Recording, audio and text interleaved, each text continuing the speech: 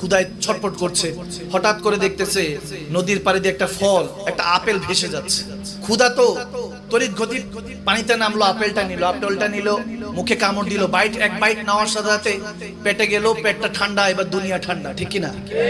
পেট ঠান্ডা হওয়ার পর যখন পেটে গেল, অস্থিরতা কমে গেল, ব্রেন কাজ করা শুরু করলো। আপনি দেখবেন ক্ষুধা লাগলে ব্রেন কাজ করে না, আওয়াজ দেয় না, ঠিক না? দেখবেন ক্ষুধা লাগলে ব্রেন কাজ করতে চায় না। যখন ব্রেন কাজ করলো, হঠাৎ মনে হলো আপেলটা জানি মালিক কে, কে জানি এই আপেল ফলটার মালিক। ওই যুবকটার নাম ছিল আবু সালে মুসা জঙ্গি। যখন আবু সালে দেখলেন ওই ফলটা খাওয়ার পরে চিন্তা হলো মালিকটা জানি কে। অথচ আমরা কতজনের হক খেয়ে বসে থাকি, খবর থাকে না, ঠিক না? যুবক চিন্তা করলেন মালিককে, দৌড়ায় গেলেন।